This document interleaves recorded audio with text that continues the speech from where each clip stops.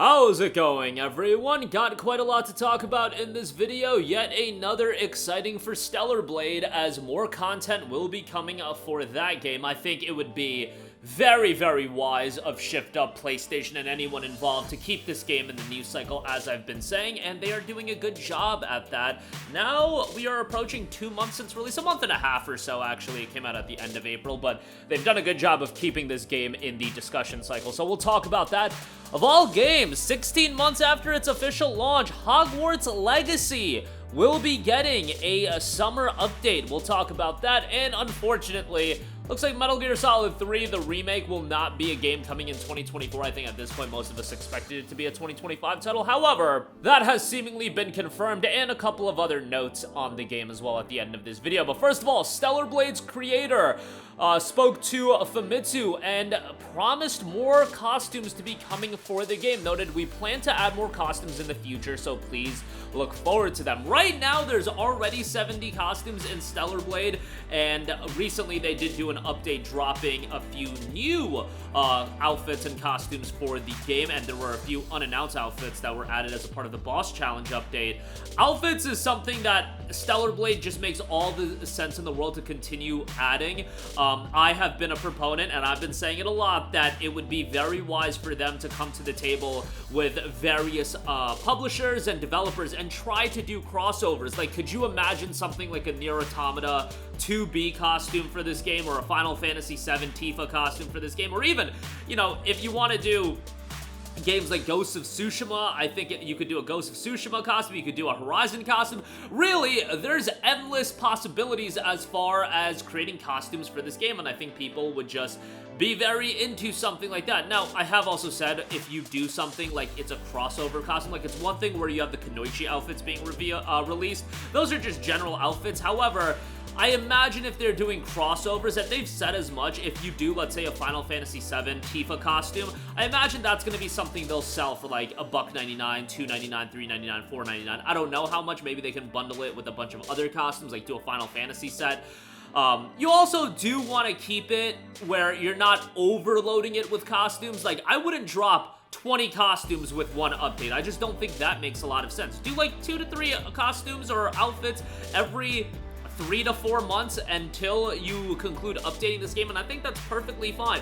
Just something to continually keep this game in the news cycle, because you certainly want to do that, because this is one of those standout titles of the beginning of the year that I do know some people are hesitant to drop $70 on, but if it's continually in the discussion, you're continually keeping this in the eyes of the consumer, and eventually the game will be released on PC as well, so that's going to give it another jolt in interest, because yeah, you know that modding scene gonna be wild on PC, to say the least. But nevertheless, Stellar Blade is a game that will continue to get updates. Remember, outside of outfits, we also know photo mode is in the works. That'll hopefully be coming sometime this summer, and I do think they should do like a $20 expansion that adds 6 to 8 hours of gameplay. I think if you do want to release this game on PC eventually, follow the Sony methodology of how to release your games. Now, don't make PlayStation Network account linking mandatory for a single-player game like this, but if you do an expansion for $20, let's say that comes out in December or something like that, and then you can release a complete edition. You can release that complete edition on PlayStation 5 again, and then also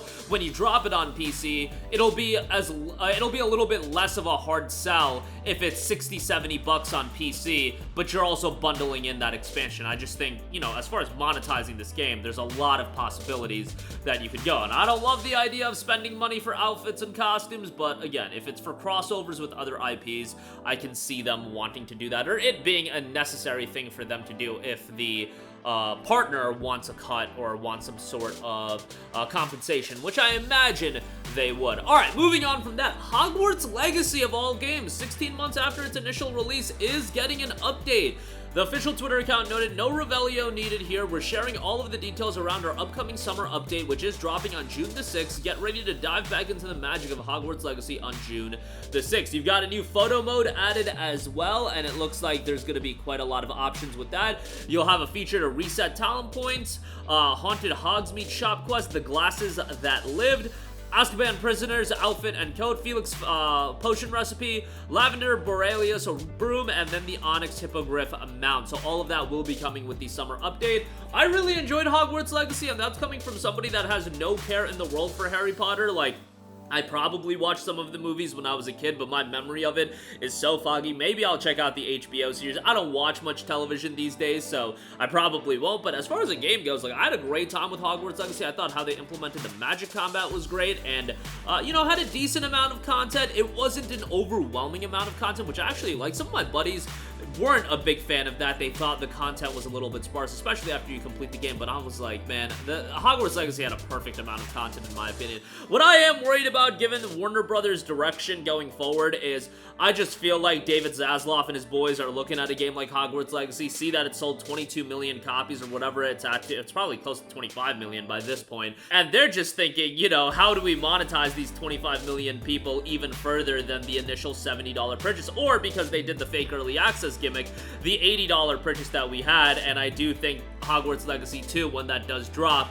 oh, it's gonna be riddled with microtransactions. I just feel like that's the route they're gonna go. I really hope that's not the case, because I think one of the reasons this game was so well received is it was a really compelling single-player oriented experience. I don't think it needs multiplayer. I don't think it needs microtransactions. I don't think any single-player game needs microtransactions, and after the abomination that was Suicide Squad, can we just leave Hogwarts Legacy as it is? You guys can do, like, the broom racing game or whatever it's called, and, you know, you can monetize the hell out of that, but can we just keep Hogwarts Legacy the style of game that it is, and you'll sell a boatload of copies with the next outing as well. I'm sure there's a hefty licensing fee for a game like this, but still, you sold like 25 million copies. I think y'all will be alright. Let's not monetize it any further. That is just my one request with Hogwarts going forward. But as far as Hogwarts Legacy, getting a nice summer update here in just a few short days.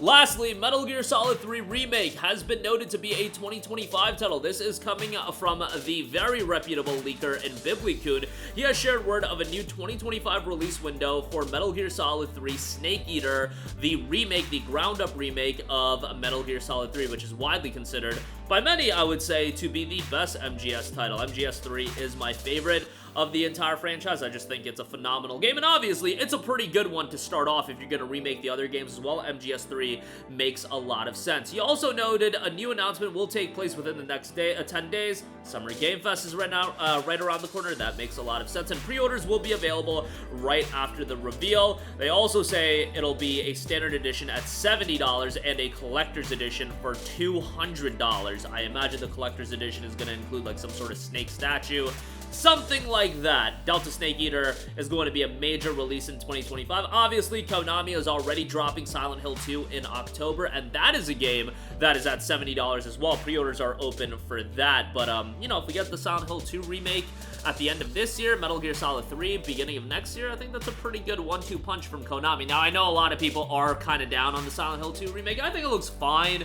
$70 might be a little bit pricey, but I think it looks okay. Like, sure, it might not be at the level in terms of budget that people want, and you know, I still think it looks pretty good, and I'll probably still have a pretty good time with the game. I'm not expecting the world out of it, but excited for October 8th for that, and hopefully 2025, early 25 that is, for Metal Gear Solid 3 Snake Eater, the remake. That is gonna do it for me against Stellar Blade. Big update on that as more outfits are on the way. Hopefully we'll get a steady stream of updates for the game this summer and beyond. Hogwarts Legacy, speaking of summer updates, we'll be getting one on June the 6th, and Metal Gear Solid 5 Delta Snake Eater is noted to be a 2025 title. That's going to do it for me. Let me know all of your thoughts in the comment section down below. Thank you for watching, and goodbye. Hey guys, we hope you enjoyed the video, and if you did, make sure to hit the subscribe button, and if you're already subscribed, do us a favor and hit the bell icon. This way you'll be notified whenever we post a new video. That's the best way to keep up with all of our uploads, and we usually try to upload 2 videos a day. And with the bell icon hit, you'll be notified whenever we do upload a video. As always, thanks for watching.